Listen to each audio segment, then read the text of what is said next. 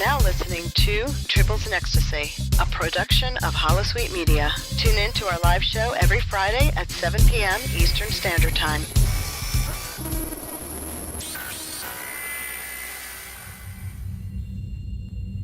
This is Admiral James T. Kirk of Federation Starship Enterprise. Your presence here is an act of war. You have 2 minutes to surrender your crew and your vessel, or we will destroy you. Admiral Kirk, this is your opponent speaking. Do not lecture me on treaty violations, as this broadcast is intended for mature audiences. In the following podcast, there will be thoughts and opinions expressed that in no way reflect your Federation, this station, website, or affiliated partners. Who is this? How dare you? Who I am is not important. Listener discretion is. Klingon bastard.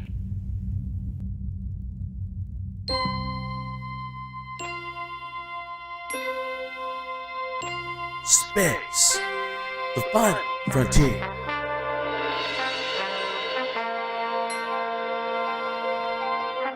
These are the voyages of the starship Tribbles. Her ongoing mission to explore strange new worlds, to seek out new content and new stuff, to boldly go where no content has gone before.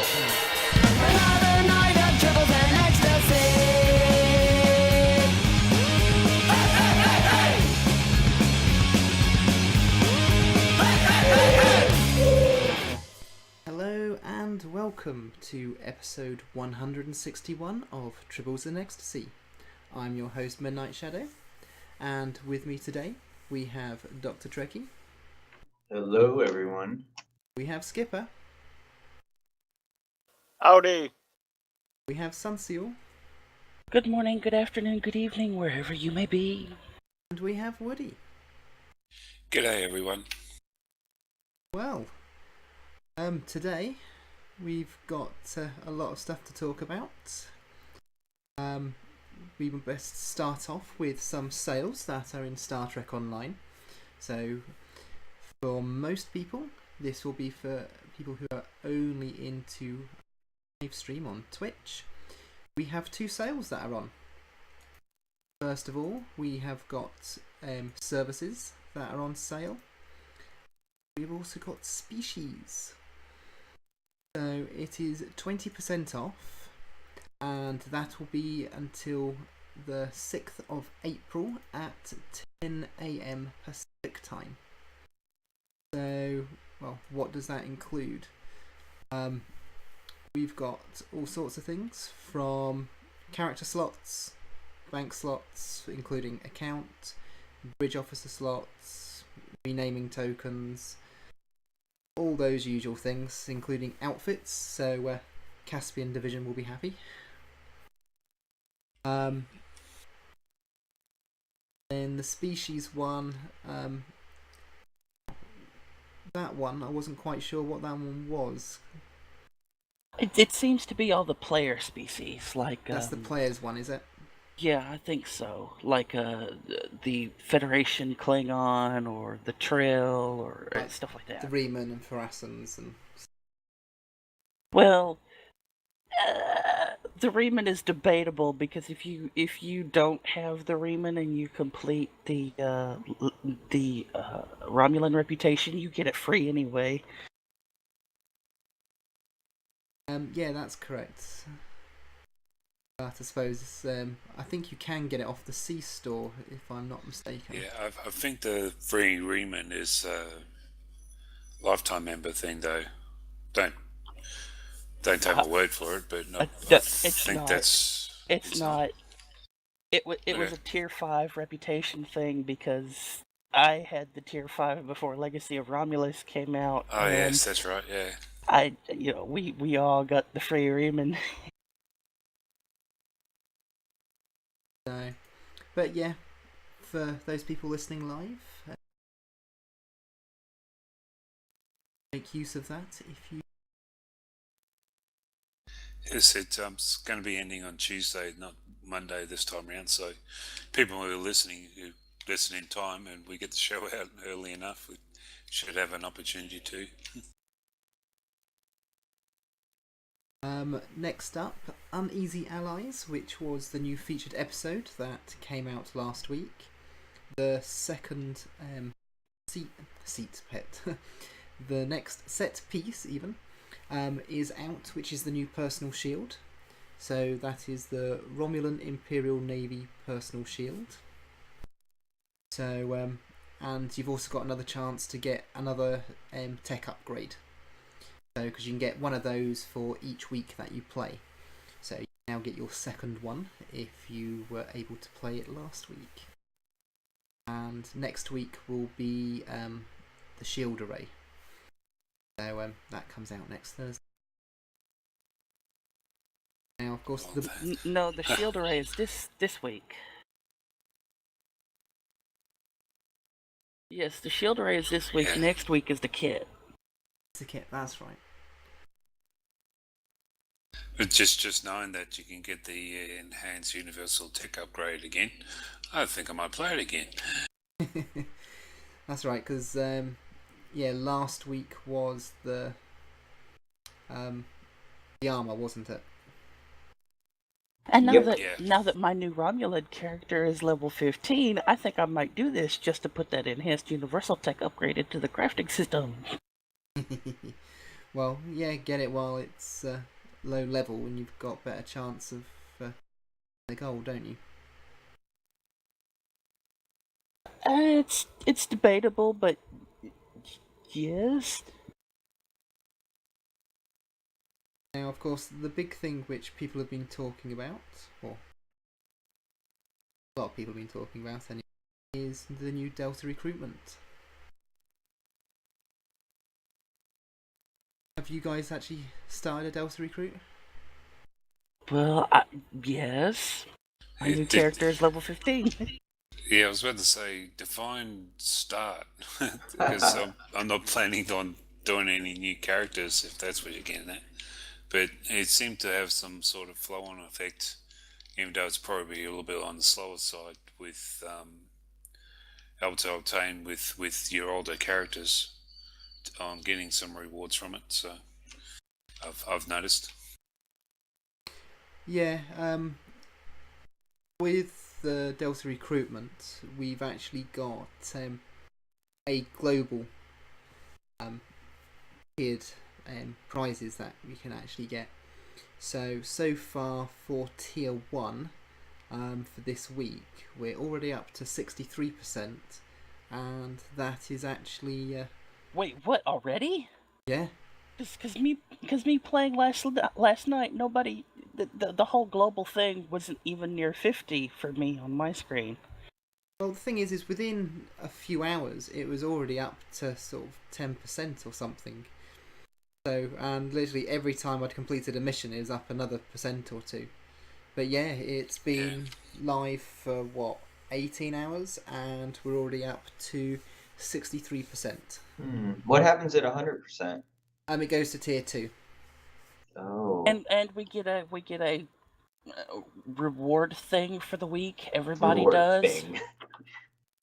Because I don't even think they've even announced what those weekly rewards are yet. No, not those ones. Hopefully that'll be coming next week as we get closer to Thursday. Yeah, well,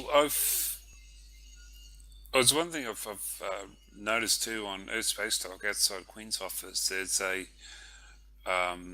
one of those temporal authority officers, what we call them, just sitting outside Queen's office, and you can get some rewards from him through tokens. So obviously there's going to be some tokens coming up, and we'll be able to obtain some stuff from it.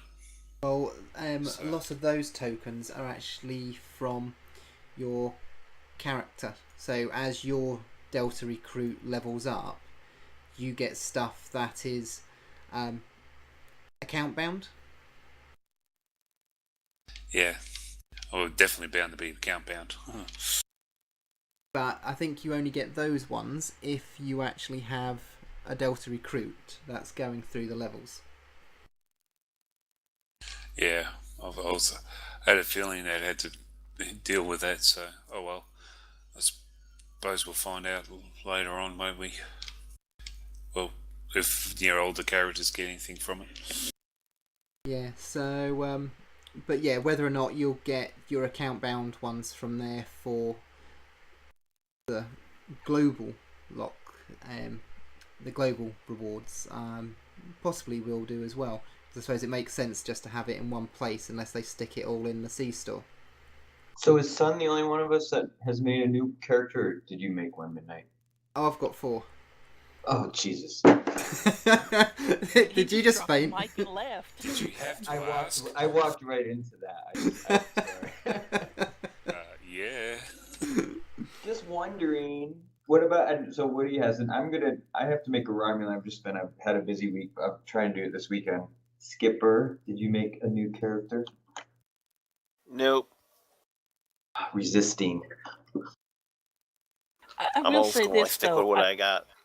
I think, and I'm not 100% sure on this, but I think the milestones for your recruit may be a bit bugged, because at level 10 I went to the temporal guy, was like, and there's the button that goes, what can I get at level 10? So I pressed it and I got nothing. I didn't get a box full of very rare equipment or anything like that.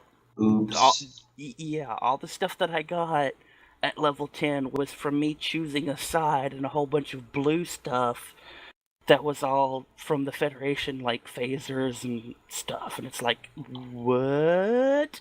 Did you get these reputation Where's marks? the reward? Nothing? I haven't even switched characters yet, so I don't know. So far I haven't tried one of my other characters bits that I've got. Because I've got, well, I'm currently on level 5. I'm on hide and seek at the moment with my Federation, and all I've done is create the other 3. Because what I'd done is I actually deleted 3 characters and recreated them as Delta recruits, because they're only sort of level 4 or 5 anyway. So I thought, well, may as well recreate them. So same name, same species, same class. Now you just remember we did discuss that this character slots are up for sale now. Oh yeah, well I've still got some spare, and yeah, I'm thinking that I will actually get some more. I've only got 2 spare now. Oh, we can't have that, can't we? No. No. So, well, I've got 2 spare on my main account. I've still got 4 slots on my secondary account. Yeah. I may as well just go ahead and remake Cell, my banker Klingon character. Banker Klingon? Yeah. That's just wrong. Well, he's not really a Klingon. He's a Nausicaan, so... It doesn't even banker Nausicaan. It's terrible. My banker's a Ferengi. Couldn't be anything else. So to play the Romulan story arc, do I have to have a Romulan, or can I also have a Reman? Is it just those 2 to choose from? You can choose those 2 or Alien Gen. Oh, bleh. No, I'll try to do. Yeah, that's my thing. It's like, why isn't there a playable Suliban species in there? Because that would kind of fit. Well, that'd be cool. I mean, it would at least give the Romulans a third playable, race in the faction itself, other than Alien Gen. I wonder if I have Reman. So people were just saying a second ago, people thought Lifetime people had Reman for race. I can't remember that. Yeah, Okay, but also if you'd completed level 5 on the Romulan thing as well. Did that. The thing was they were selling the Reman as part of the Legacy of Romulus pack for people who hadn't finished that particular reputation but wanted to play Reman from the get-go. Okay, because I want a Reman scientist, and I think I'm gonna finally make one of those like teeny tiny guys that keep running around. I wonder what's the shortest I can make my Reman. I don't know. Of course, there was kind of this whole big stink, and granted, it was a fair stink that people made that the legacy of Romulus, you could only, if you didn't have Freemans, because at the start it was only going to be you. At the start, it was you had to buy Freeman, no ifs, ands, or buts, and it was like, well, that means there are only two choices for playing the Legacy of Romulus. You either play a Romulan or you create an alien, and people rose a really big stink over it, and Cryptic went, okay, if you have tier 5 in the Romulus reputation, you'll get it unlocked. Yeah. Thing is, I wonder Makes if they didn't sense. do Suliban because that's part of the story, so they didn't want to give that away for people who hadn't played.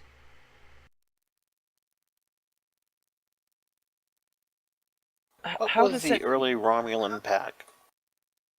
The Legacy original pack. Didn't it include the Reman as a special incentive? The big mega pack, yeah, that one's actually still in the C store right now. It just means people can unlock it earlier. Right.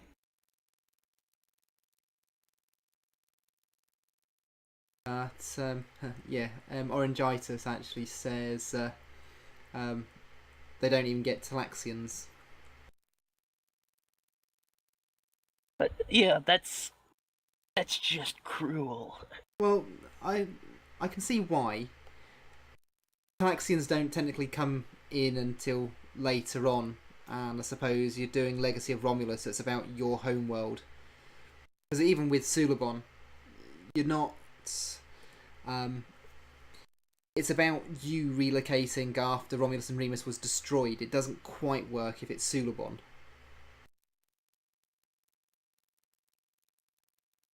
So I can understand why they have still just kept it with those two. But that wouldn't that wouldn't explain away like having a Ferengi there somewhere. But no, I just think because of the storyline, it doesn't quite fit.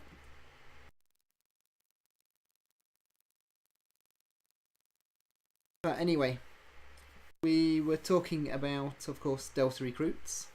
So some of the rewards that you get while you're leveling up, just to complete the tutorial, you get a trait where you earn additional dilithium ore with each NPC defeated. So I get 1 dilithium ore for each person I've seen.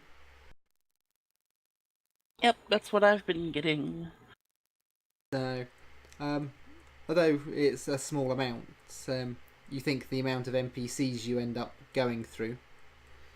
Hey, I have no qualms, because if I hit like level 50 before this 3-week event thing is over with, Crystalline Entity is going to be a lot of fun. I think people will be just like breaking shards off of the entity just to do that. Well, also think about things like Starbase 24 and the Gorn PvE mission as well, where you've just got so many. It'll be a nice way to earn some dilithium for those, for your Delta recruits. And everybody else in your team. Yeah, because it does gain for your teammates as well. So it's a good reason for even Woody to team up with a Delta recruit, as he doesn't have a Delta recruit himself. Yeah, well, I was thinking lines of that would probably team up with a Delta recruit to get the extra little bits and pieces from it. But the only problem is, it's sort of like it'd be a while before the Delta recruit comes and starts doing a crystalline entity or something like that in advance. So it'd be a little while before that anything like that's going to happen. Might not take that long. Some people have leveled up quite high already. Yeah, and you can just deposit some of your rare gear. It's more the simple fact is the leveling up is one thing. Getting all the gear you need to be able to do advanced queues, PvE queues, it's a different story altogether. I don't. I've got a bunch of stuff saved up. I can drop on something like that. I Sure. did notice though in the rewards. I don't think I talked about this last week, but there. Every time I talk about something, they seem to like address it the next week. Because I was talking about how when you hit level 50, you're going to hit a wall in because you have to start and do all those reputations. And it's like, here, when you reach level 50, here's a reputation box that's got all the reputation stuff in it, so you got a head start. It's like, wow, okay. Problem partially solved. But yeah, part of the account unlocks, when you reach level 10, you get 10 of any reputation mark, 20 is 35 marks, 30 is 100, 40 is 200, and 50 is 500. Not to mention you also get some other bits and bobs as well, because you've got nice little sort of kit pieces in there. So yeah, you've got different marks, and then for level 50. Have you gone back to the temporal agent for the Federation and asked for your level 10 rewards then? No, because you don't have to. If you click the show recruit button, you've actually got a window that pops up, and you can claim it from there. You just double click on the item. Let's see it. Who's doing that on Twitch? Let me see. It's me. So here, if I click show recruit details, then if you scroll down, you've got learn and collect, and each item you do, you can collect it from here. And if I open that, click on there, it comes here, and I can actually claim it by doing that. So that should appear for us in the studio. That should appear on Twitch shortly. There we go. Yeah, seen it now. So yeah, you don't actually have to report to the agent just to get each of those levels. Well, but another thing to help the reputation system is most of us can make tokens, right? And can't you give those to other characters, right, in your account? Yes, you can. Yeah. Those are account bound. Yeah, it's 100 marks for each one. I think while the Crystalline entity event was going on, I was like, oh boy, better run it a couple of times to get the Romulan marks, because this is going to be the only mission that pays out Romulan marks decently for the time being. Well, you don't like running around the staging area every day to get those stupid Romulan marks. That's the thing.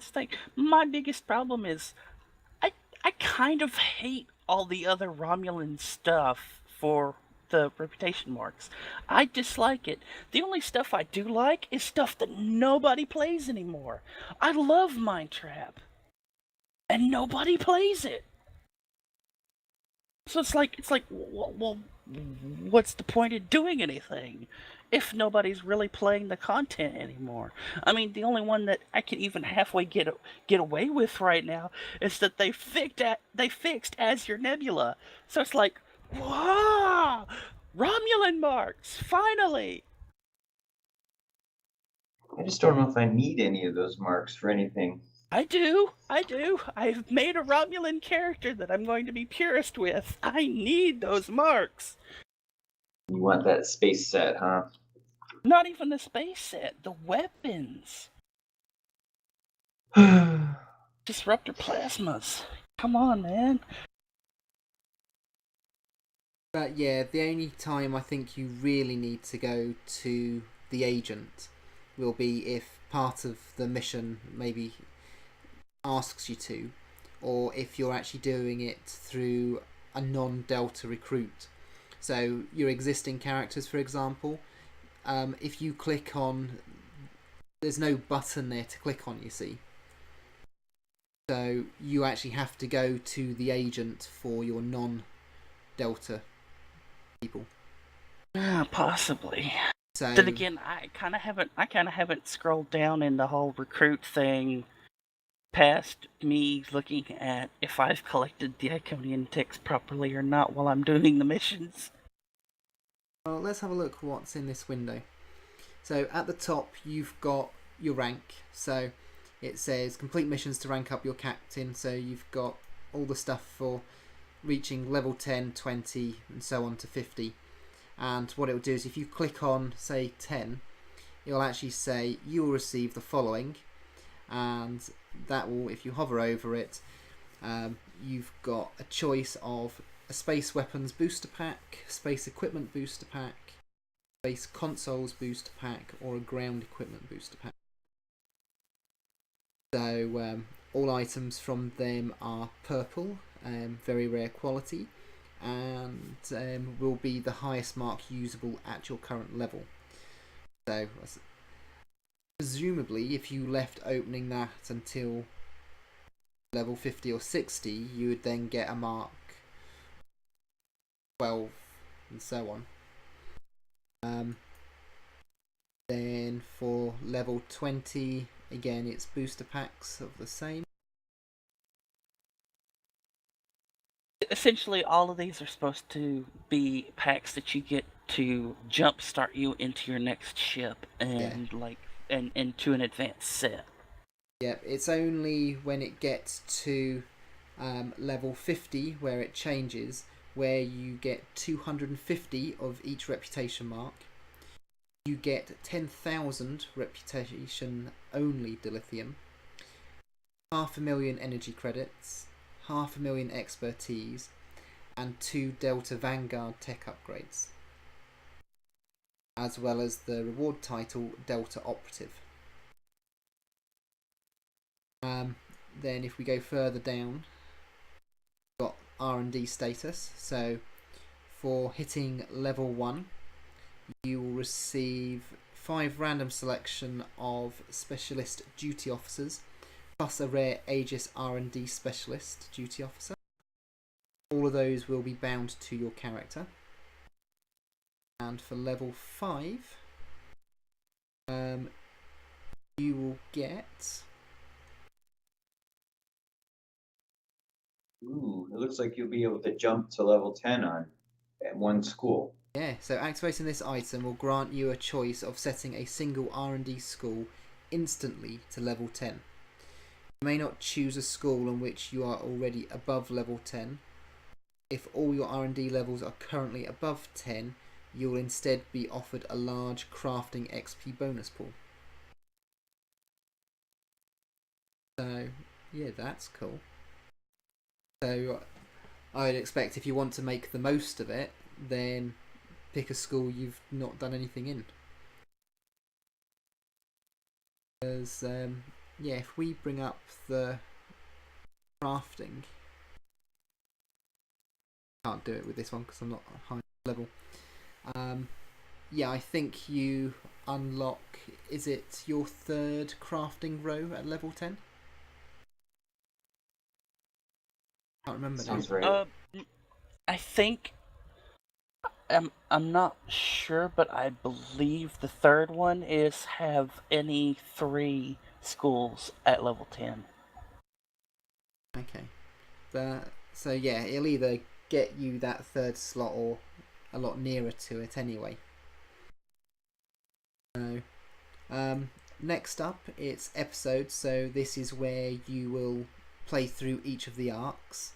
So you've got all the main ones, and you've also got Federation ones here. So that'll probably be replaced with Klingon for that faction. So it's complete half of the Federation story arcs and complete all of the Federation story arcs. So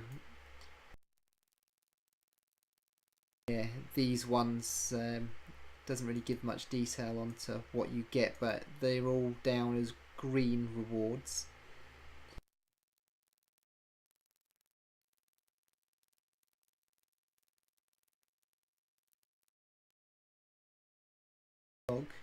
Currently look at the Delta Recruitment Reward blog, which the link will be in the show notes. So yeah, it just says complete an episode arc and your character will be offered 100 fleet marks 1,000 dilithium ore and 500,000 energy credits.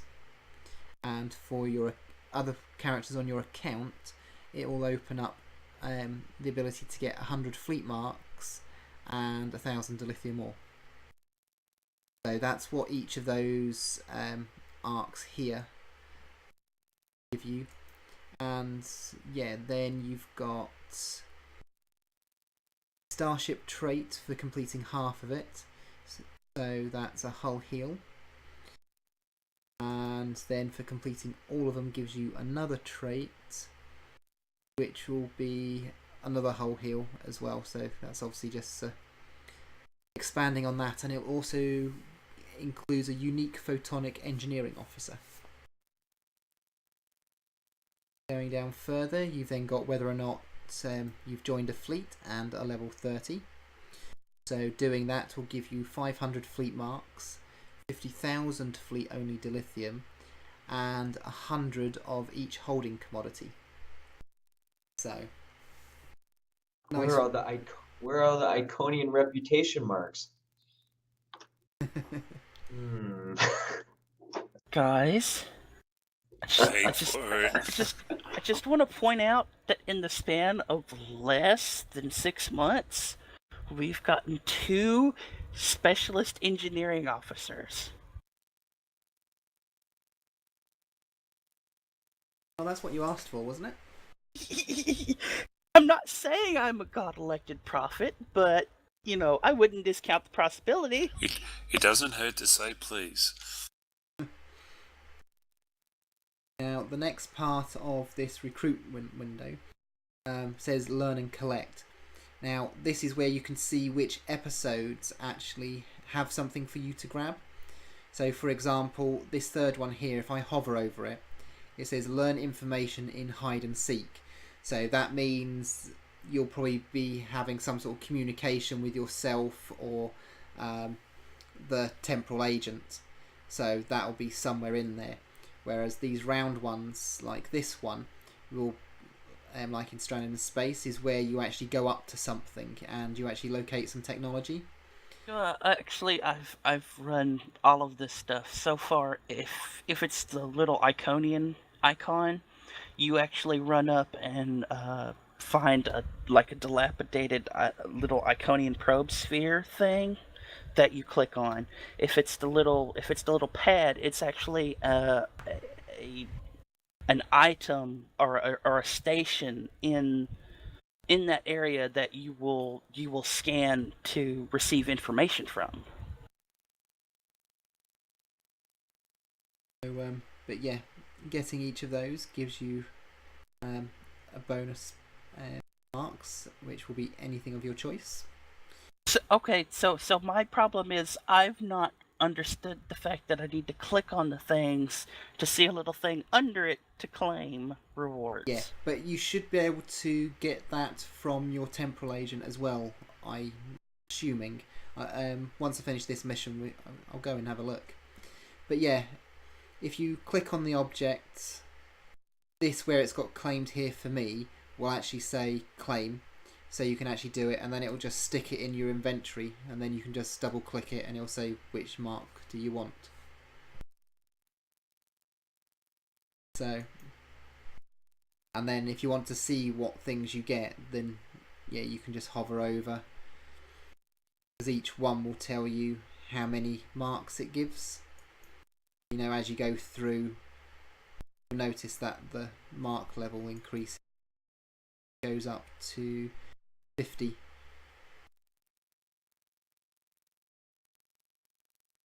And it was never really made clear to me that I could do it within the little recruitment window. It's like, because when I started, I went to the temporal agent and there was a little button that said, "Hey, what can I get at level 10?" It's like, okay, I'll come back when I'm level 10 and see what that does.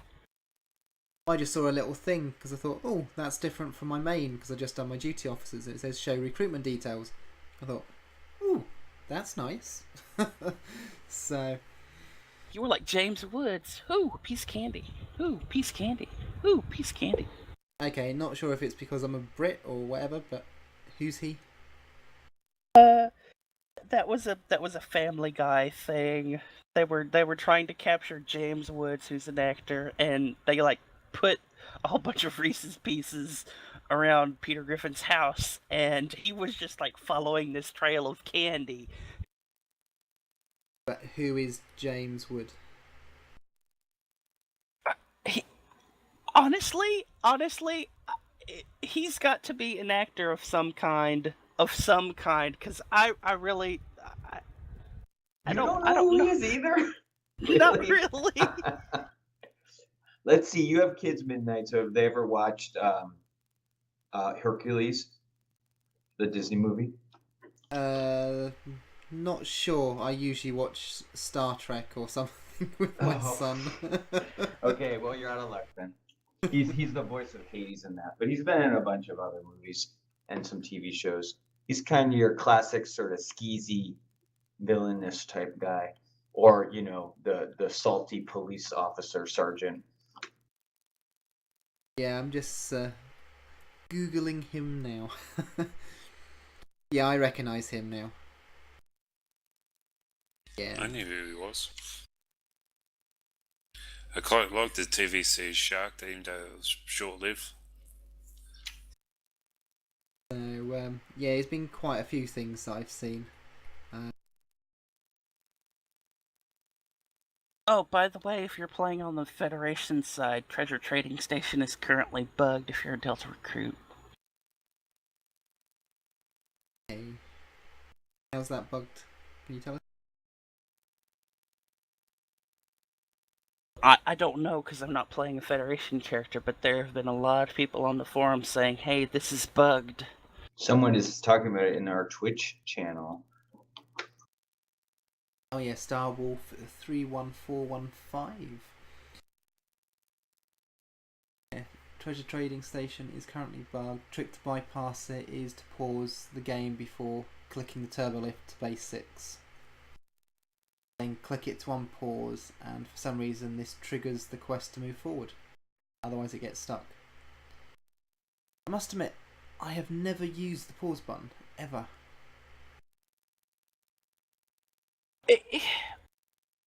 To me, the pause button is a nice little thing, but it feels kind of useless. Because if I'm right in the middle of battle and I really need to pause the game, I'm not going to be gone less than 30 seconds. Yeah, I never quite figured why it was there with such a small time period, so I've never used it. I mean, I'm going to be away a lot longer if I have to jump up and do something immediately. Time share. I'm not even sure where the pause button is now. Like, I don't even pee for 30 seconds. Come on.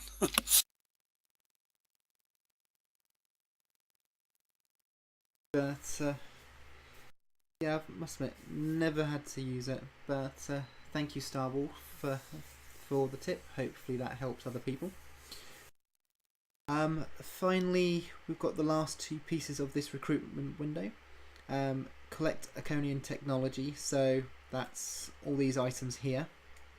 For people who are listening, that's the learn and collect section. You've got two types of things that you're collecting. First is Iconian technology. So there are 7 items in total, and when you get all 7, you will pick up a bridge officer, that is a temporal negotiator, which will be bind on pickup for your character. And then you have 15 bits of Iconian information, where you will get a paradox corrector. Again, that will be character bind on pickup, and it's a ground device. Not quite sure of any other details because it doesn't really give any there.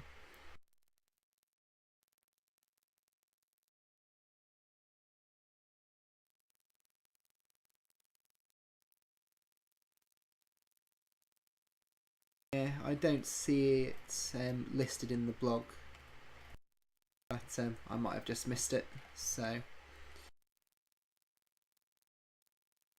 Romulan, Rowan HSM has said pause is good for taking screenshots from different angles.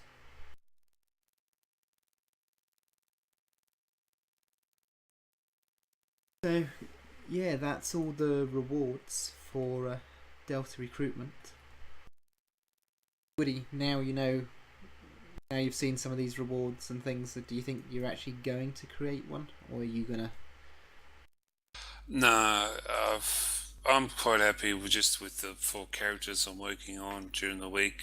I've just the amount of time and effort and stuff like that. Because just at the moment, with me trying to get stuff for R&D to get everything upgraded, I'm all concentrating on that more than wanting to go get myself a new character.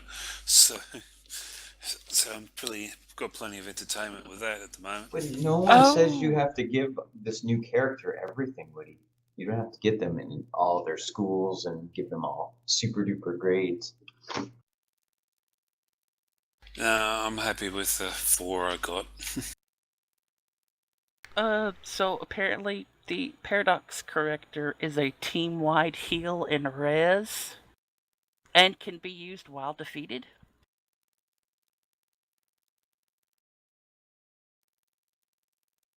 Definitely helpful. So, yeah. I could see that being used in the in some of the board ground STFs, especially the one where like in the what the hell is that? The one that's got like the quote unquote lava pit in it. And if everybody wipes, you tell them not to respawn. You just hit that button and everybody's back up. Yeah, that'll be good in some STFs, definitely. Now, one thing that we've talked about, as you know, at the beginning, was the weekly event rewards. Now, it was 63% of the way through, and well, it's jumped up to 64 already. Now, according to the blog, we've got, by the looks of things, 3 tiers. So it says completing the first goal should be quite simple, and well, so far it is, because we're 64% through within 18 hours. So that will reward all players with an extra mini event, which will be easy to complete. But they haven't said what rewards you would get for that. They say completing tiers 2 and 3 of the same weekly goal will actually require a more concerted effort on behalf of the Delta recruits. But the rewards that you'd get are greatly increased. So that probably means there'll be another mini event for each other tier that we get. So, but... Well, it's 3 tiers for 3 weeks of play. They're kind of... I don't know if they're assuming or not that we're supposed to be drawing it out a week and then a week and then a week. This is 3 tiers each week. As it says, wait, what? Yeah, it says completing tiers 2 and 3 of the same weekly goal. So there are 3 tiers to complete each and every week.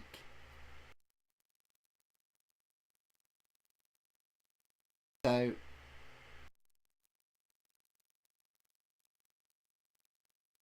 See, this is the problem. They have not explained this well at all. Well, that might be something for early in the week. But yeah, it would have been nice for some more information. But yeah, from what's been said, completing tiers 2 and 3 of the same weekly goal. So, just based on that small bit of text there are 3 tiers for each week. And the event runs for 6 weeks. I thought it was 3 weeks. Running to May 20.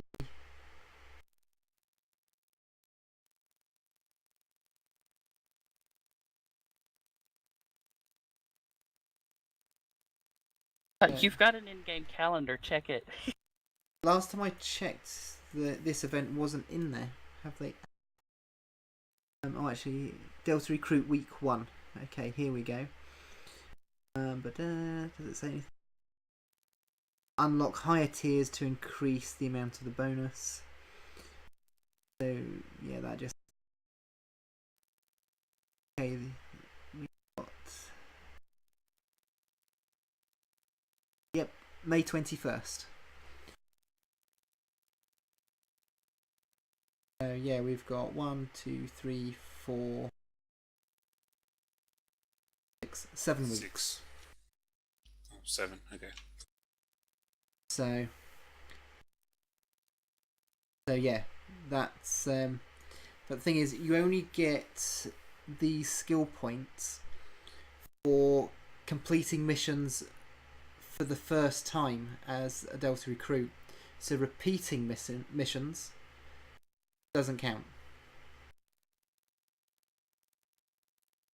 Yeah, that's one thing I've really noticed, that sitting there and, just repeating, doing Crystalline Entity or go and do, what's that place in Tower Dare sector's not going to get you anything more than, except for the first time round.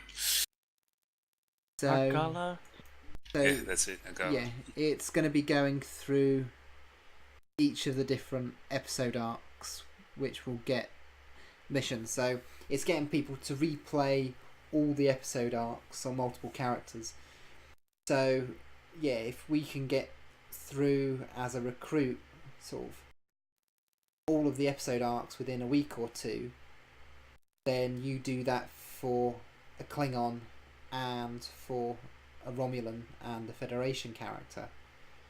Could go complete each of those arcs and contribute to getting extra rewards.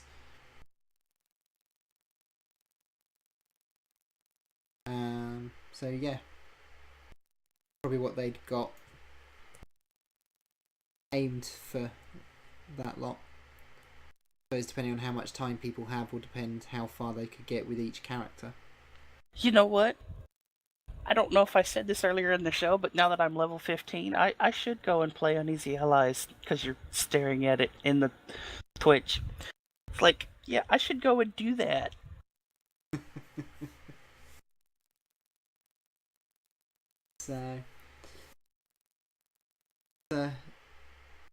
Yeah. Talk about temporal manipulation, huh? Now, yeah, it's definitely designed for people to start playing all the new content, and it's got extra little tidbits in as well. So, yeah, I've created all my Delta recruits, and I might create some more depending on how I get on. But yeah, so far I'm at level 5 and I'm only on hide and seek. So, what's that, the second or third mission on this arc? Yeah, third one. So yeah, I'm halfway It's through. going to be a trip. So I don't think it's going to be too hard to sort of level up, and it isn't normally. People can level up to 50 in a weekend without a huge amount of effort. So with all the bonuses and everything else going on, then yeah, I very much doubt it's going to take too long at all. Well, that's why the other mission that everybody's talked about, like the big special ending, the closing event of the whole thing, is supposed to be around the brain arc, because the brain arc is level capped at about 50.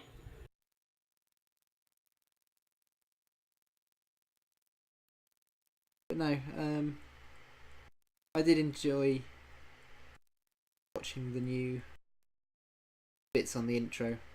I have noticed that it's basically the same each of the different factions,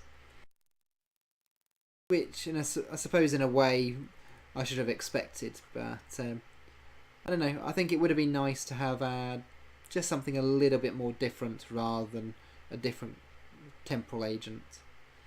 I did notice one thing though. From the first time I created a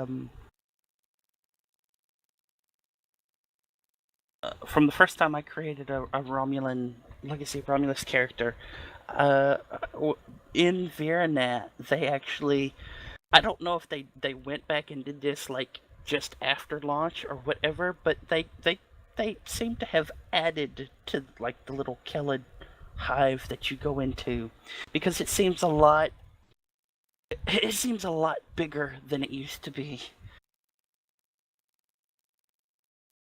Take a look at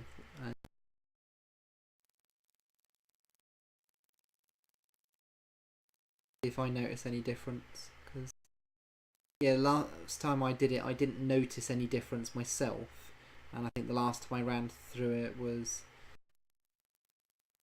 probably a couple of months ago.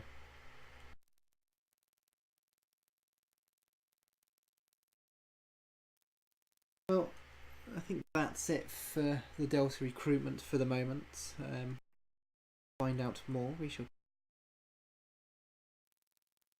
Next up, we have new ships. So we have got the Andromeda class exploration cruiser for the Federation. We've got the Netev heavy battle cruiser and the Karel. Probably not how you say it at all.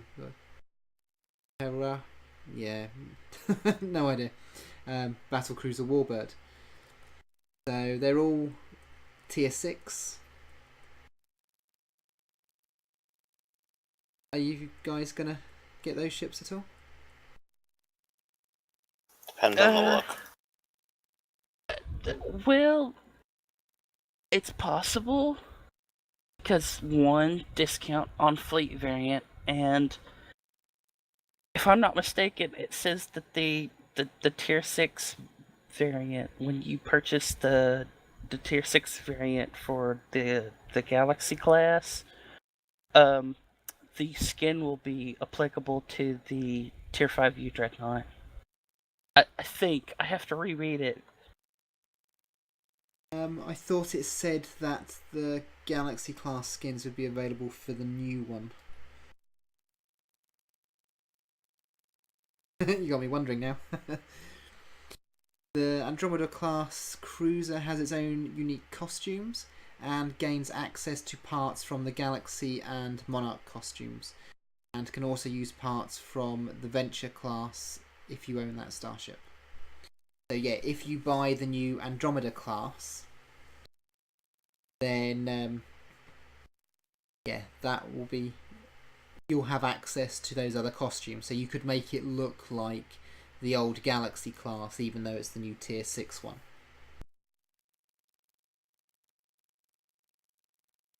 I'm having to look this up because, yeah. It's in the second link that I put in the live stream. They show a bunch of pictures. Yeah, so you've got, it's in the blog for tier 6 iconic ship stats.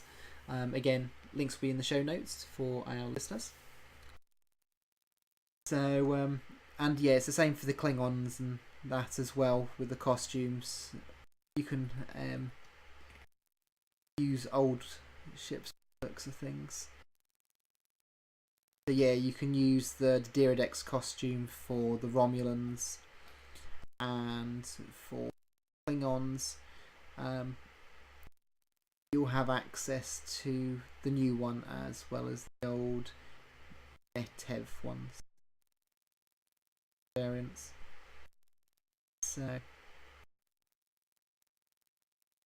yeah, if you like the old designs rather than the new 2410 ones,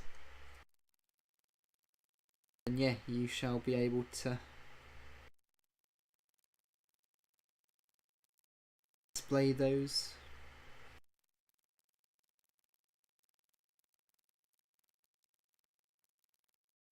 Wondering why I'm not shooting at mines. Oh, okay. Yeah. Okay. There was actually a third Q&A in the Q&A below when I read it for the first time. It has since been removed. Okay. But and I believed it was talking about the Dreadnought because they had mentioned something about the Galaxy X, the Galaxy Dreadnought somewhere. I just can't find it now. Okay. I'm just wondering, has there been any word of any other of these old Tier 5 ships turning into Tier 6 ships? Or is it just those three only? Well, no, like I said, I think I said this probably a week ago. The whole thing about this is a chance for them to resell Tier 5, 6, or Tier 5 ships as Tier 6 ships. Yeah. And this is literally the first step in doing that. Well, no, because they did that with Pathfinder. Well, this is true. So it's not the first time they've done it, although if you look at the forums, you'd think that it was. Well, I mean, yeah. At the same time, Pathfinder was also, the second ship we ever got that had a secondary deflector? Yeah. The thing is, a lot of people are saying, well, that basically makes T5U worthless. In some ways, I can see their point, but the thing is to begin with, they only had a small amount of Tier 6 ships. People wanted to upgrade their Tier 5s. So they gave the option to do so, because at the end of the day, ships make them a lot of the money. And yes. So the problem still remains. The problem still remains that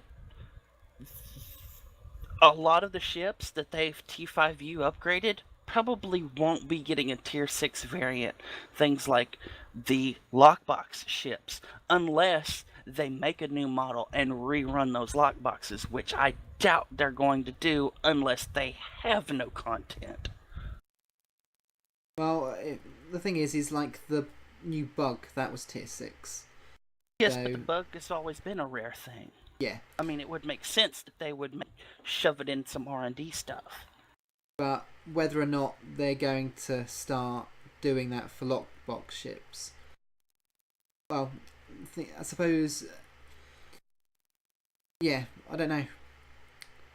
We'll have to find out, because yeah, if they start making Tier 6 ships for lockboxes, which they've done, then what? Because they do at the moment, when it comes to the end of the run, you always get to... Okay, sorry, just stopping. For people on the live stream, you'll notice, if you can actually see the small text in the mission part of the window, when you've actually got to find or do something, it will actually tell you, and there's the little Delta logo here next to your mission. So here it says recover Iconian intel from the listening post. So always watch out for that while you're doing your missions, because it will tell you what you need to do in order to get that, because otherwise you'll have to rerun the mission again if you want to get your rewards.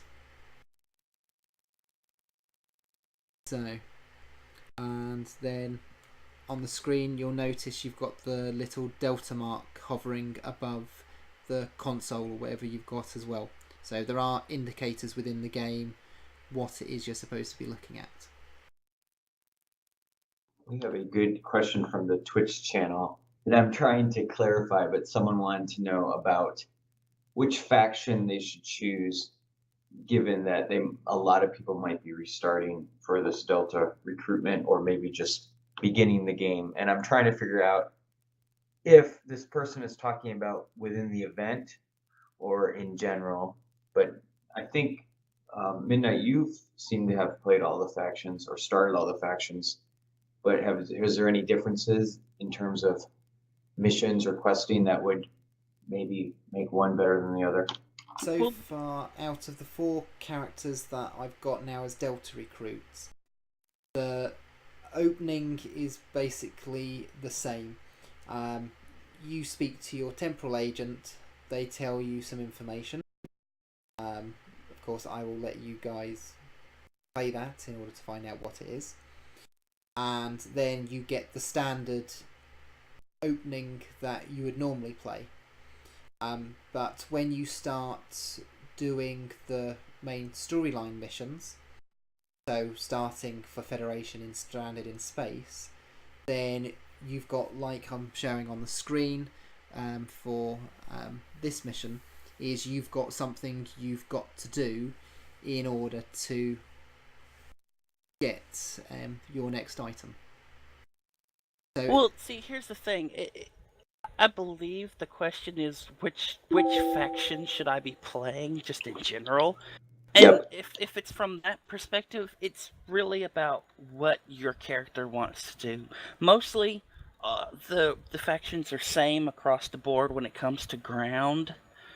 Um, just split off into different kit powers and abilities and stuff, depending on your skills. But when it comes to space, it's each faction has its own design towards ships. And with the Federation, you've got a less than average hull on Federation ships, but their biggest strength is they have big shields. They constantly have shields. With the Klingon faction, that's kind of reversed. They have kind of minimal shielding, but they have really big hulls, so they can kind of tank a whole lot of stuff. With the Romulans, though, they don't have really great shields or a great ship hull, but their whole thing is doing the hit and run, cloak and dagger kind of stuff. So you're constantly cloaking and then turning around and doing attacks and building up a singularity charge to fire off those powers. Well, yes, and those are all appreciated, but I wonder if this question is actually about quality of the mission and questing, because I agree the factions are pretty much similar, especially after you get to a high level, you just choose and you're in sort of the mix with everyone. But having just gone through the Klingon storyline, it just seems much more buggy and less thought after or taken care of than I'd say the Federation storyline. And I have yet to do the Romulan one, but I know that is more recent than the Klingon one. I don't know. I my preference would be Federation, but I'm interested in playing the Romulan stuff. But I have to say I wasn't really impressed with the Klingon storyline. And see, this is why people don't play Klingons, because you constantly dog them. That's my opinion. Yes, the content may be buggy, but it's also the fact that Cryptic seems to want to get to everything else first. They literally want to get to everything else first, but the Klingon content. It was pretty buggy, I have to say, and it was a little outdated. And yeah, unfortunately, you've got a problem with chicken and egg issue here. People don't want to play, so they never tend to it. But if we're answering this question now, this time, I'd say Federation or Romulan with maybe a lean toward Federation myself. I mean, it's sad that devs say we're trying to get through the Cardassian stuff, and then we'll go back and maybe do the Klingons. Because there's something there, so it's better than nothing. That's probably what they're thinking at this point. Well, as I said, the missions are basically the same as they have been. So you will, of course, have better missions where they've revamped stuff. So, of course, with the Federation, they've recently just revamped all the bits and bobs. So, yeah, the Klingons, they got revamped when it came to Legacy of Romulus. There's plot holes still in the Klingon story arc. Yeah. There's still all kinds of plot holes everywhere that really need to be loose-ended. But yeah, there's plot holes in all sorts of areas. But from what it used to be, it's a hell of a lot better. But yeah, this is true. They can still do more, but they can always do more. And with an MMO, well, they can always go back to do it. And they've shown that they will. I'd also like to point out the fact that when I created a new character, because when I created my first Klingon character, it was back during the old system where you had to level up to 27 in the Federation before you could create a Klingon character. I noticed that spelling error then. I noticed it now as well. Whoever's writing, and I'm sorry if it's you, Christine, but you're using the wrong loathe. When Jim Pock is actually talking about the family, and he's talking about dealing with the wife of Martok, he says, "I am loath. You are using the wrong loathe." It's obviously it's the different spelling of loath. Yes. Okay. Sounds like my sort of grammar problems with the Foundry. Now, at the moment, they're also doing a discount for this weekend for all the ships. So if you get the bundle, it will be $50 instead of the usual $60. And if you get each of it individually, then it's $25 instead of $30. So yeah, if you're interested in these ships, this weekend is the time to do it. That reward will end Monday, the 6th of April at 10 a.m. Pacific. Sale there that you can make use of this weekend for those people who are listening live. There was a thing though. They did update the actual Galaxy model as well. Didn't they do that when they redid the Galaxy? Because they re-released Galaxy that X, several months back. They redid. They had to Well, for the longest time, the reason we didn't have a fleet Galaxy X was because they literally had to redo the entire model of the Galaxy X. But what they did is they actually went back and they tweaked the, I believe it's the texture for the Galaxy model, or for the Galaxy skin itself, to be more in line with lore. I missed that.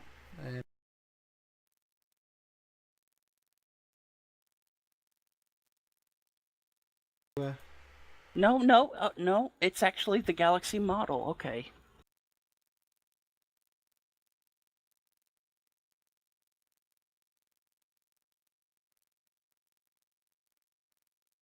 That's interesting. That's very interesting. Next up, we have got the Rebirth of Stowe, which came on April Fool's, but wasn't. Did anybody actually go into the Red Shirt Shard at all and go into the game as it was when launched? So that was a real thing. Yes. See? All you mistrusting people out there? I'd patched it, but I was so busy doing like forum modders in forums and a load of other stuff that I didn't get to play. So I thought I'll do it at the weekend, and then it's gone. I had another 15 gig patch. It's like, huh? Where did that 15 gig from? It's like the original one was like 7 or 8 gig, and I thought, wow, Stowe was so much smaller upon launch, which of course it would be. You're going to say something, Woody? Yeah, I was still trying to figure out. I thought it was an April Fool's joke, of course, but if it's true, how did get onto the Red Shirt? Was it the Red Shirt server? Yeah, what they did is they took down the usual Red Shirt shard, and they basically made a different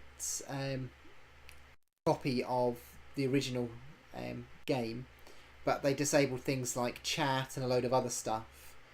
And yeah, I'm not sure how long they kept it up for, but I know it wasn't too long. I think it was just for a couple of days. Am I the only one that still believes that original quote unquote new Earth space dock should actually be reskinned and given to the Romulans because it would make a better Romulan station altogether? I never saw that. The only one that I've seen is the one that we've got. Well, there's a picture of it. There's a picture of it in the dev blog. It's like literally the first picture at the bottom is the old Earth space dock. I thought that was the construction of the captain's table. No, I believe that was old Earth space dock. At least from people I talked to in the beta. And it's like that, if you reskinned that model, it would make a wonderful Romulan station. No, I thought that was just the original captain's table. But yeah, I suppose why would it have all the space dock areas? DJ Summerwolf says, "Can you blame people for not thinking it was real?" It was April Fool's Day. Yeah, well, I thought it was an April Fool's thing too, but for a while now, I haven't seen the red shirt tab on the avatar at all. Lately, I haven't even seen the engage button,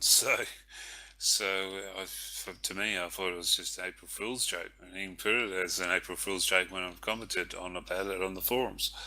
So, in hindsight, I think it's not exactly a wise choice to release this sort of thing on April Fool's Day, just to not be so, well, not to be like treat everyone as a fool, basically. Well, I suppose it gave people a chance to go in without sort of overloading. I know there was an issue with some people patching it where they had to actually do something in order to patch it, but then they would have had to take that. They had to downgrade to Windows XP. No, but they did have to do something to basically point the patcher at a different server. I think it was. Can't quite remember what it was now, but there's a little note that said, "Please remember to remove this when you come to patch holodeck." So, yeah, hopefully all those who did take part and did have to fix the stuff for patching, they have actually gone and remembered that setting back. If they haven't, then they've probably not been able to do much next week when it comes to the next patch. Uh-oh. Well, to be honest, they did do this on Redshirt, which they only throw up a red shirt when there's new season stuff on Tribble, and people still want to test, which is why they have red shirt. Red shirt is for all the people who are still needing to test, but don't necessarily have the access to all the upcoming stuff on Tribble. Yeah, because it's the test of holodeck.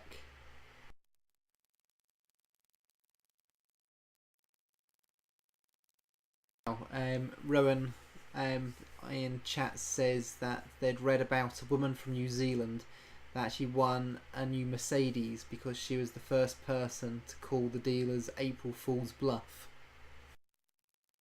I suppose, yeah, is an interesting. Hey, that's nothing. CERN actually did their own thing on April Fool's. CERN actually released a press statement that said that an accident at the Large Hadron Collider had proven the existence of the Force. Yes, the Force. Then they started going off into this wild rant, of mathematical theories and equations, just kind of explaining the Force, and it's like, this is kind of actually a good one. But I suppose a lot of people are getting fed up with April Fool, so it's good to see people doing bluffs, so you actually get people who are dedicated, maybe, or I suppose just fools that are lucky. Don't worry. So like the big with our family, we're big. It's like a bit of big fools at the moment because I'm the eldest. I got a younger sister and a younger brother. My younger brother, he's a bit of a oops child, and he's actually born on April the 1st. So, but at the moment, he's the one who's really succeeding at the moment because he's the only one who's married and got 2 children. Me and my sister haven't even got a boyfriend or a girlfriend yet. So who's the bigger fool? Yeah, exactly. But no, I tried to find out how long it would be around, but I couldn't find that information out. So I thought I'll play it at the weekend because I really want to see what it was like. Well, from the get-go, but yeah, unfortunately I missed it. So I'm hoping they bring it back. But it was Thomas, the Cryptic Cat, who had said that they can't keep it up all the time because there's a lot of resources that goes into technically in order to configure all that to work, because they had, as I said earlier, they had to disable chat and a load of other stuff in order to sort of make that work. So they're not going to have servers and sort of development time on that on a regular occasion, keeping that going when you've actually got holodeck, which is what they're supposed to be developing, rather than all this other stuff, which is now redundant. Although in the forums you've got lots of people who all they do is say, "Oh, bring back the original game. It was much better. Didn't have much content." It's just like, yeah, so it's still like they've done this to just shut people up. yeah. So it's just like, Yeah, why? it's probably a good thing just to shut people up in doing this, but I think they should have just prepared themselves a little bit more better, not do it on April 1st and think everyone thinks it's an April Fool's joke type of thing, so that'll probably be helpful. Yeah, but yeah, it'd be nice if they did bring it back again, mainly because I'd just like to be nosy and experience what it was all like. But yeah, Experience First Trek Online. yeah. That's what we're going to start calling it now. First Trek Online. Yeah, it wasn't even a season 1 back then. So none of you guys had a chance to play it because you thought it was all April Fools then? Nope. Because Yeah. if I knew, I would have done nothing but sat at Earth Space Dock taking pictures of Earth Space Dock. Because all of the pictures we have of Earth Space Dock from the beta are kind of crap for like just throwing up images and going, here, this is where we could have different things if you made it a Romulan station, because it would make a good Romulan station, devs.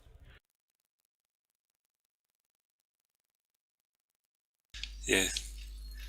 Yeah, if Federation goes to them, yeah, have an old space dock, still in good condition.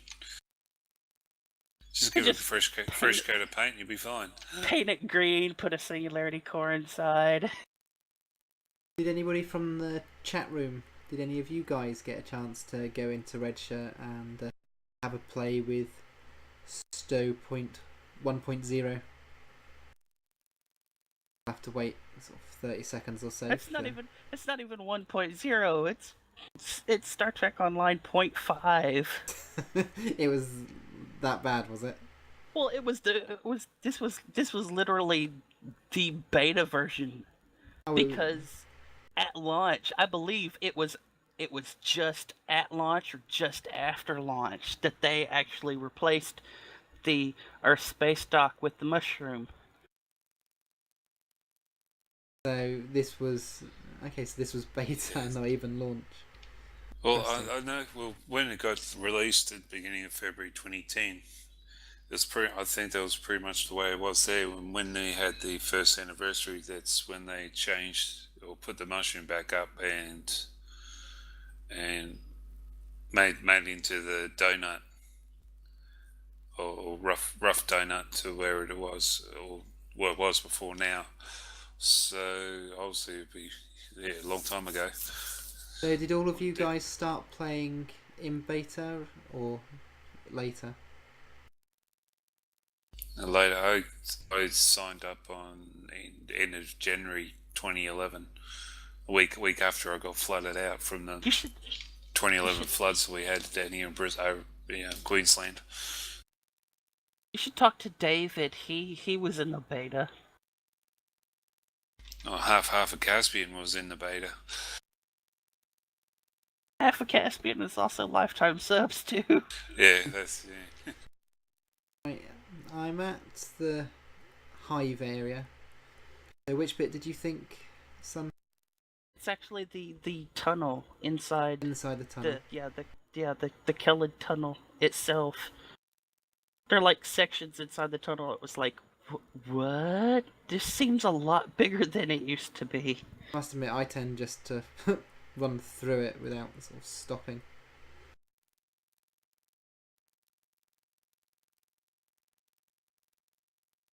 Defeat the Kellids! Get them. You know, the interesting thing is you really don't have to kill all of the blue ones, because it's only the red ones that aggro you. I know. For me, this is the first time I've played it with actually a decent graphics card, so all of this detail... So you just want to watch them die? Oh, yes. You monster. Oh, this is a drone, so that's got to go. But yeah, this is the very first time that I've actually seen it in this detail. Usually when I did it, literally it just looked like dark caves. It wasn't lit this much. So this is the first time I've actually seen it using a decent graphics card. So for me, it looks completely different and bigger just because I can actually see more. So are you seeing more? If you go back down to that first turn, that whole section behind that first turn, it was a lot closer to the actual path. So they actually pushed that back quite a bit. Just the wall itself. And then as you go down further, the space may actually still be the same, but they've manipulated it in such a way that it just seems more open than it actually, is or was. Also, when you get down there, you can kind of ignore all the other drones as well, because those won't aggro you either. I usually do, but as we're live streaming this, I do a bit of killing. So yeah, you're saying all of this lot. Yeah, most of the cave here is the same. They just it looks a lot bigger, and I don't know if that's because they moved a lot of the rocks back against the wall more, or if they've just done some clever tweaking to open things up to have it look bigger. Because if you look down that chasm right there, that chasm looks like it goes a really long way.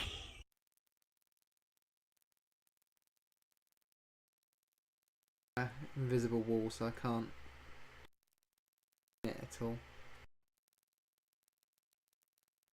But no, usually this was just sort of a dark cavern for me. I didn't get to see much, and I literally ignored everything and basically just ran to this. Yeah, when I ran this the first 2 times, I don't even remember that being there. It was just like a small little room, hit the button and go. This room even looks bigger, just to me.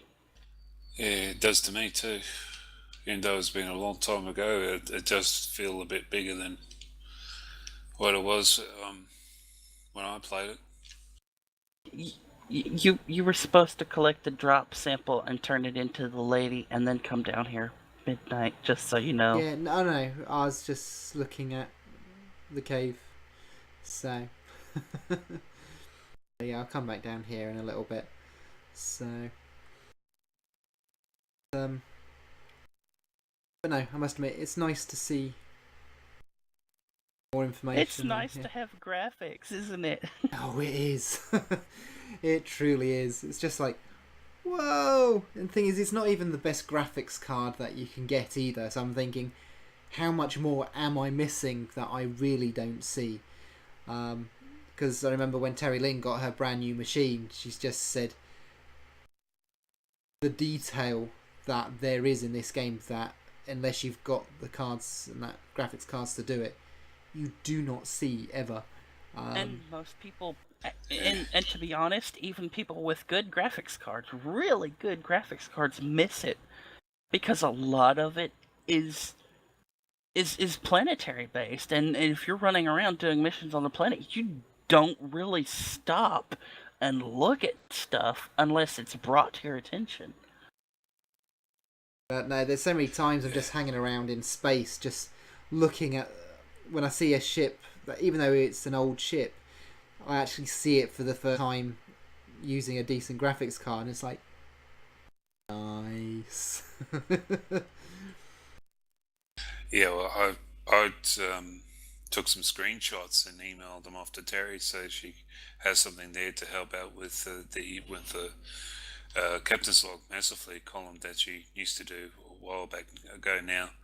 And she replies back, "What sort of video card you got in your machine? It's so wonderful, these pictures."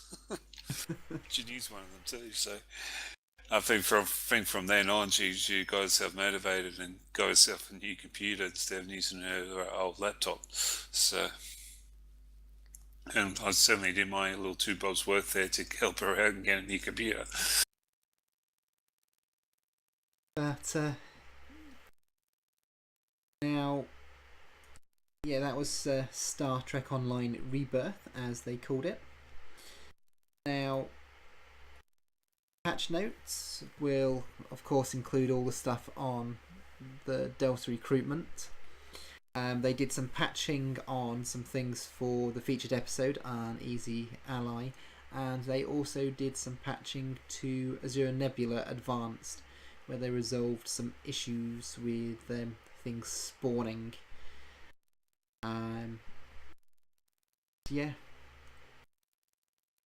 They also added a tier 6 fleet filter that's been added to the ship requisition store as well, because yeah, you can now get some extra fleet ships now. Well, we know that tier 6 fleet ships are coming. None of them have been officially announced yet. Well, no, I take that back. They announced what was going to happen to the tier 6, the ones that we just got.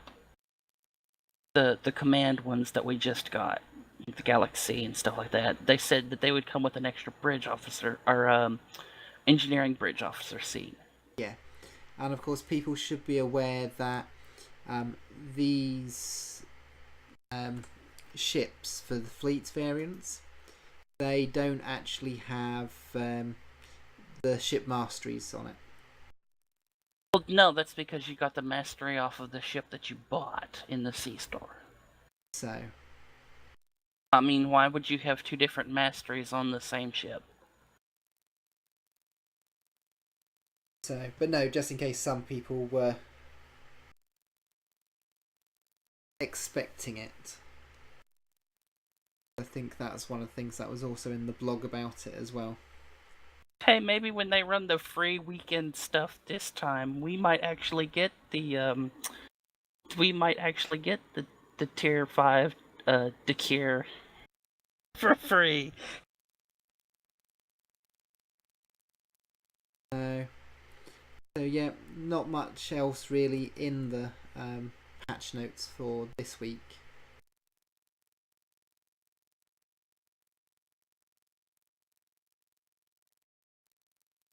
I was going to be good and not kill much down here this time. Then we had a lore log. We did. So next up is a Iconian intelligence file. So we actually got to find out a little bit more about what's going on. Again, not much in the way of details. This one was almost a recap of what you see in the featured episode, and introducing us to some more of the bad guys. So I suppose it's a good way for people who haven't done that to think, ooh, time to play. I think it's actually kind of funny myself, because it's like if you played I I can't remember the name of the episode. The one with the Iconian lady showing up, just like, do not interfere with us again. And it's like, yeah, but see, everything you've done to us since then has been you interfering, so we have to. Yeah. But the thing is, as it says in the blog, that we got involved in what was happening because of the Vardois, but that just so happened to be because of the Iconians.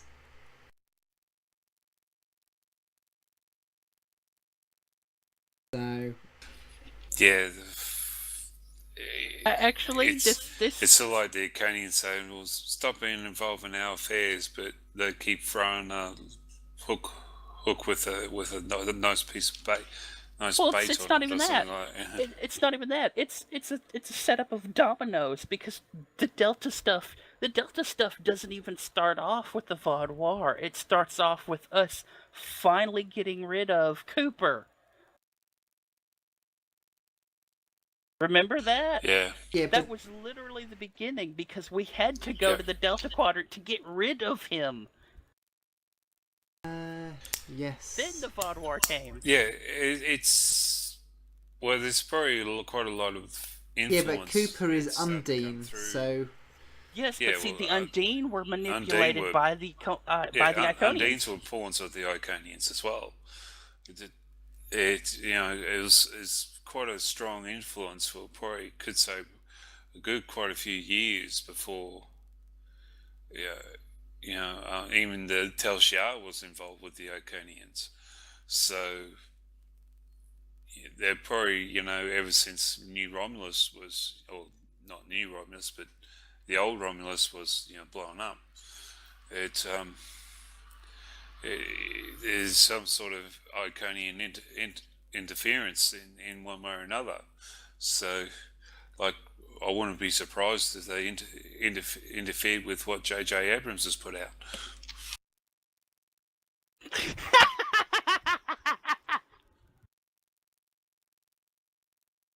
Oh my god! You went there. You actually went there. I went there. J.J. Abrams is Agree an with Iconian plot. Agree with me? Yeah, that's it.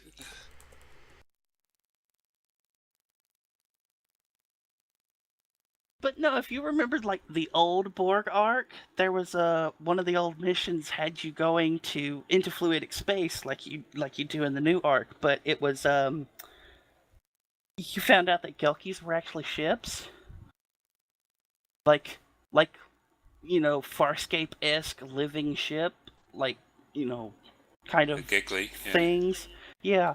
And then we were on this planet, and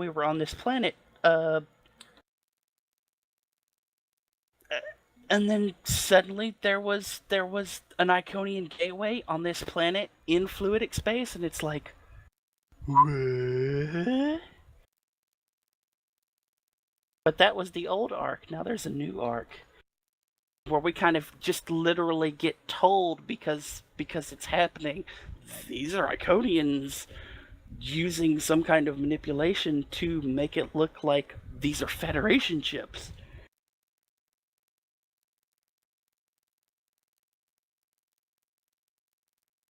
people on the live stream, if just about to talk to part of the Delta recruitment bit, so look away if you don't want to see it. Avert your unspoiled eyes!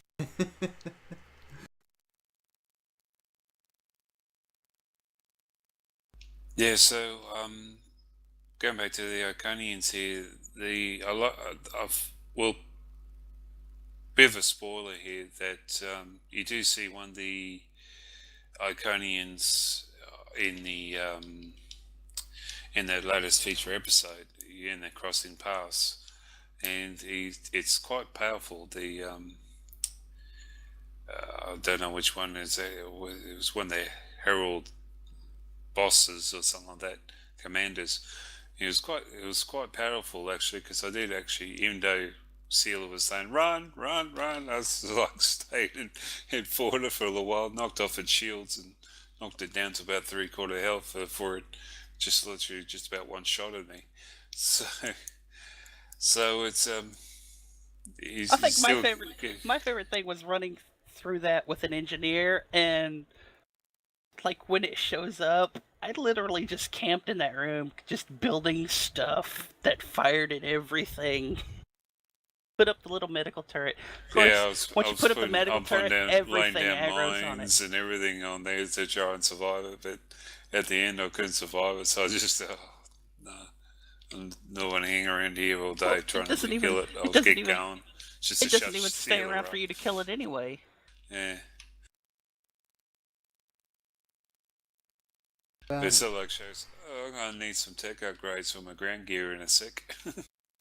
I haven't upgraded is ground gear at the moment. I've only ever done space because it's what I tend to run personally. I've done myself with the Mako gear I carry around with up to Mark 13, but that's about it. I haven't done anything with my bridge officers or anything, we'll put in simple words, my away team. So I was thinking, I'm going to be needing to do something here in a sec. Well, I guess we could consider this 3-piece set as the Romulans finally getting a ground set.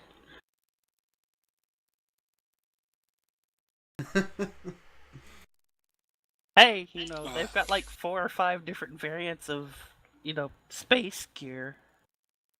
Yeah, I still wouldn't mind seeing some sort of Romulan Mako gear for the Romulans to use. So.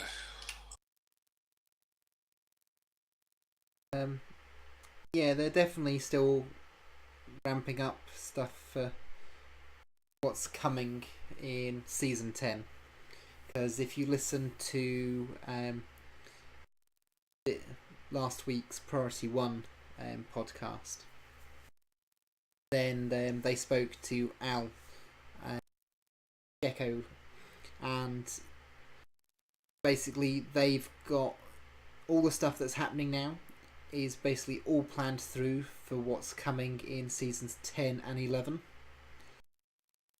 So yeah, definitely interesting. So definitely want to see what comes next. I would like to know that the one guy, the one little picture of the Herald. Which one? The first one that we see kind of reminds me of one of those living rocks, and I can't remember what version of Trek it was, but it looks like one of those just weird. It looks like somebody took the a Horta and like a whole bunch of other stuff and just smushed it all together and gave it sentience and armor. It does. Yeah, it sort of reminded me of something, but I couldn't think what it was that it reminded me of. But I don't think it was anything in Trek. To me, it reminds me of a Disney film, old sci-fi Disney film. I think it was called The Black Hole. It had a robot there, and that particular head looks like the head on that particular Iconian character. What? I'll see if I can find it. Maximilian. That's it, yeah, Maximilian. I think more than anything, part of the design of especially what's probably its armour reminded me more of sort of, I suppose, a Transformer.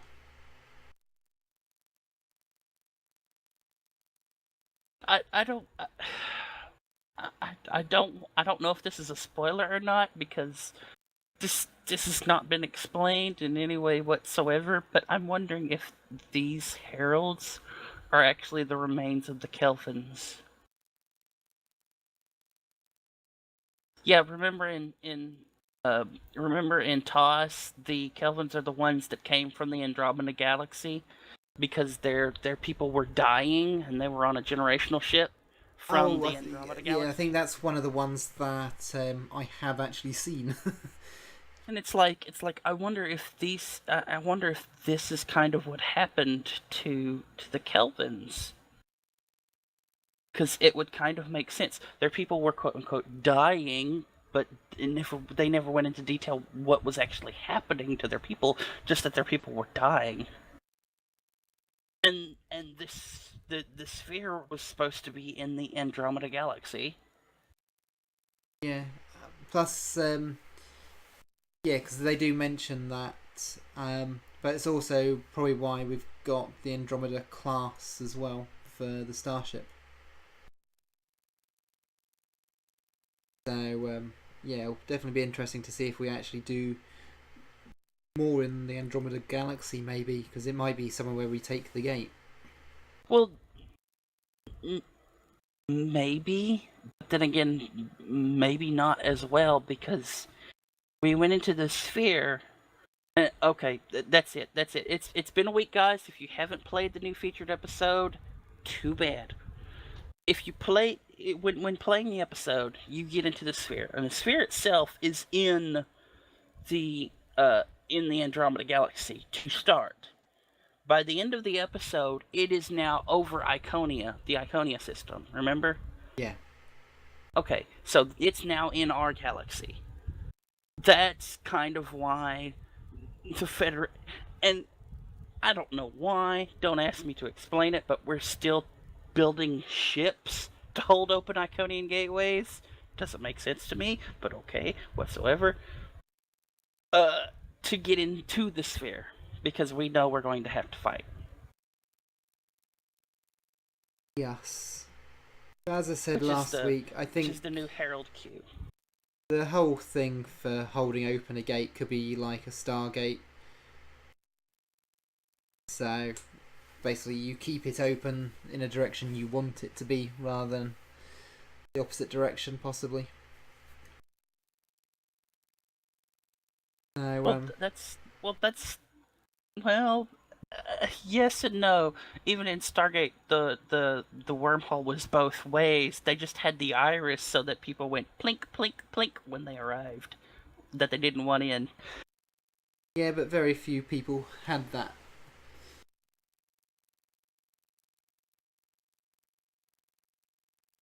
Because even one of the Goa'uld put a force field round it eventually to be like the iris that the humans had created.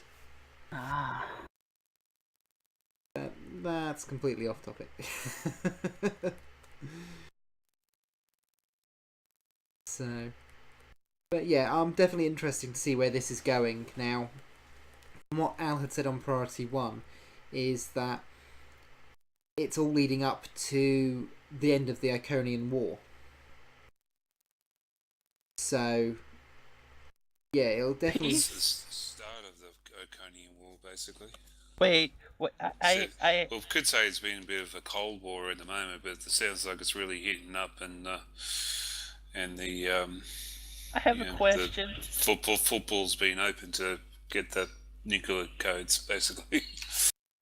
I have a question. Yeah. If we do at some point in the future actually make peace with Iconians, is that the end of the game? I mean, is that literally the end of the game? Because after an inter-universal bad guy, what's next? Oh, we've still got the Gamma Quadrant, so we probably have something with a bit more with to deal with the Dominions and stuff like that. So we've got plenty of room out that way, and there's plenty always of opportunities to create more species. Yeah, there's plenty of Trek stories to go on that isn't Arconian based.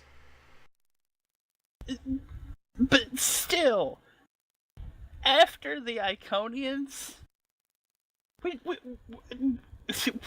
will literally have the power to just flick our wrists and dissolve a whole bunch of changelings. Come on. Yeah, but it depends how they're defeated, doesn't it? Because we beat them or use something against them to defeat them doesn't mean we have all their powers and abilities. You think about all the Iconian stuff that was used in TNG. Picard blew it up. In Deep Space Nine, they destroyed it. So we could stop the Iconians and bring a stop to the war without it being peaceful resolution, because you know that the Romulans and especially the Klingons won't be happy with a peaceful resolution. But yeah, I'd say that we could definitely get a way to bring a conclusion without it being that we have all their Well, just wait till they fix all the plot holes in the Klingon story arc, and we find out that the Fikiri are actually Iconian things too. Well, Orangitis in the Twitch chat has actually said, "What if we don't defeat them?" Which is a real possibility. He says. Now, yeah, it could be that we don't defeat them. We just stop the war by stopping them from doing what they've been doing, like destroying their gate network. So we could put a stop to the war.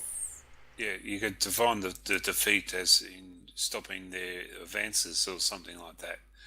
So they're probably, still floating around somewhere and we have a rethink of how they strategize and stuff like that. So give it another, couple of 100 years or something like that, they might make a return. Definitely. Yeah. Lots and lots of possibilities. So because well, quite honestly, the Iconians probably won't take it that way. But I know with Federation, it's sort of like be more like to get rid of my enemies is to make them my friends. So I don't know if the Iconians want to do that or not, but I suppose the offer will be on the table. Who knows? See that new dev blog is talking about. Maybe we should look at, some of the people are going, maybe we should look at the Iconians more kindly. And yet everything that they've done seems to point to the exact opposite. Yeah. But that was also the point that was made within the thing. Sort of some people believe the historians, and it's true. Sort of, history is written by the victors, so people who won the war against the Iconians before. And the thing is, we know that they can be stopped because they were 200,000 years ago. Now, it's taken them that long to basically come back and to try again, because it's taken them that long to get to a position where they can try and stop us. It just meant supplanting another galaxy entirely. Well, we don't know that they never had a place in both galaxies in the first place. The thing is that they could be in multiple galaxies as well, because in our cluster of galaxies, I think there's 5? This is why I said inter-universal bad guy. So it's not even intergalactic, it's bigger than that. Bigger. But it's there's so many things that they could do. Guess we'll, as always. Oh my god, no, I just had a horrible thought. What if we meet Mirror Universe Iconians and they're actually peaceful?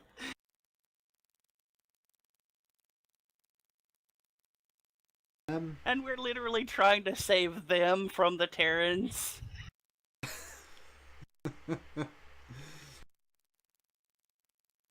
That would be strange. It's like, you're the only people who can help us defeat the Iconians from our universe. Please come with us. We want to live. So do you.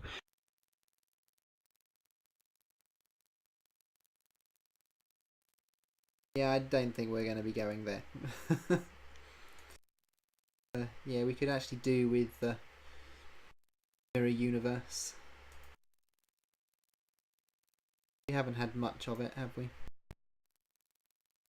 It's always nice to kind of just leak into the Mirror Universe every once in a while. Like Warship Voyager. Come on. I mean, I know that wasn't Mirror Universe, but come on. That would have been awesome. to actually have that ship. Because I'm sorry, as sexy as Voyager is, the Warship Voyager, the depiction of Warship Voyager was that much sexier.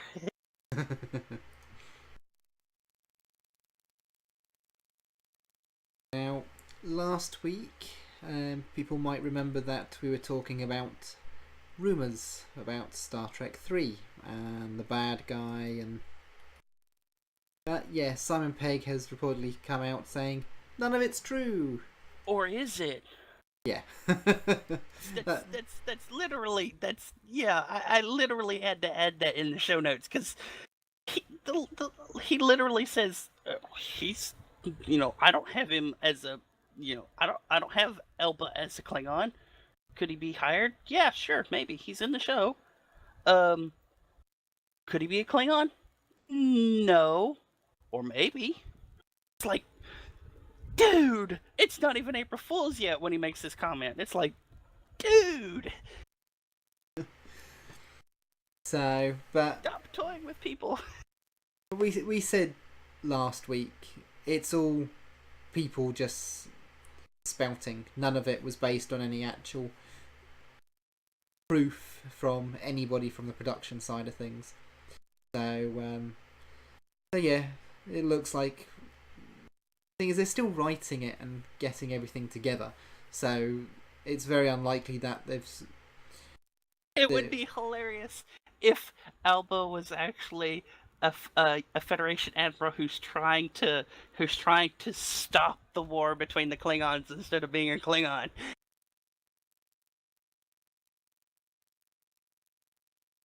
Yeah, we will. Or they could just get Tyler Perry back. Yeah, it's just another one of these things. I think people are just trying to get click-throughs to websites and things like that, because like all the TV stuff that we talked about last week. So, but oh well. Okay, well, that's about it for this week. We would like to tell people that we will soon be syndicated by Subspace Radio and Trek Radio. Trek Radio, we are looking to be syndicated at 3 in the morning East on Friday mornings, and at 2 p.m. on Wednesday afternoons with Subspace Radio. So hopefully we can get both of those going this week. If not, hopefully very, very soon. So yeah, we will tell you when things are completely finalised. And as we also mentioned last week, we have gone social. So yeah, we are on Twitter, as well we always have been. So that is Tribbles in XTC. And you can also, using that username, find us on Facebook and Star Trek Riser. Google, we don't have a unique username yet, but people follow us, we can soon get there. And we're also on Reddit, where it's Tribbles in Ecstasy in full. So speaking of Star Trek Riser, Midnight, what in the world were you doing in that email I got? Because that confused the hell out of me. Yeah, it was an April Fool's joke, that Star Trek. I got that. I just was totally confused by what you were supposed to be doing in that email. It's like you were supposed to be stealing connectors to help keep us connected, but you were stealing the connectors from us to keep us connected. It's like, what is going on? I didn't actually write that. So, the first thing I saw was the email come through, and I'm thinking, what's Richard done this time? So it's like, either he's broken it completely, or it's an April Fool's, and it's just like, yep, it's an April Fool's. Yeah, I'm just trying to find the email now. What was it? Wednesday, wasn't it? Yeah, Richard sent out from Star Trek Riser, and for those of you who don't know what Star Trek Riser is, that is a Star Trek social media site, so just for Trekkies. So yeah, he says it's titled Closing Down. It says, "It is with great sadness that we report that Riser will be closing down. After John Peters stole all the cookies, Midnight Shadow ran away with the cables to your house to connect you to Riser, and Richard Evans stole all of the points and ran away to Vegas and got over 3 million points and then lost it playing Dabo. Now, the points, each time you post, you get points and you increase in rank. So that's what that bit's about. And cables, he's just talking about internet cables. So, but then he goes, he says, with this in mind, we cannot afford to keep Riser open, and therefore we have to close. It's been a great 2 years, and we're appreciative of everybody on Riser. And so it says, much love, Richard Evans, and then underneath, P.S. April Fools. Yeah, you could tell it was April Fool's by the first line. Yeah. Star Trek Riser doesn't have cookies. Well, when you log in, it stores a mini cookie. It has internet cookies, but not cookies. Yeah. But no. The thing is he actually puts as the title of the email all the details about Riser closing, April Fools. It's just that was why? like, yeah. That sort of ruins it. Email. It's just like he had this great idea, and it's just like, oh. But it's just like, okay, well, I've got to get to work, so. Oh, it's like the Price is Right thing. Bum bum ba bum bum.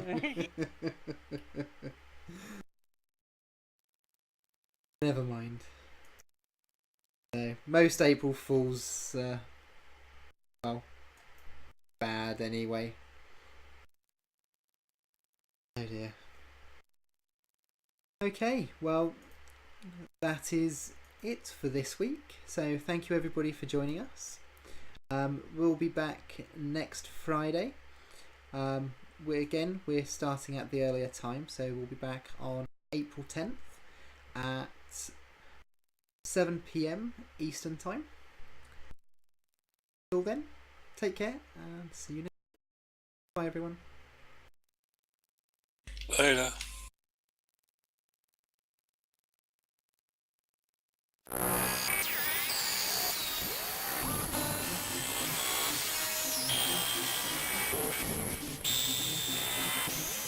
Thanks for tuning in to tonight's broadcast of Tribbles and Ecstasy, a production of Holosuite Media. Tune in to our live show every Friday at 8 p.m. Eastern Standard Time. Be sure to check Holosuite Media, iTunes, and Stitcher Satellite Radio for our remastered shows and more. You can follow us on Twitter at Tribbles in XTC, or if you have any questions or comments, please send an email to tribblesandEcstasy@gmail.com. Join us next week for another episode of Tribbles and Ecstasy, the only place where Tribbles and Klingons are friends.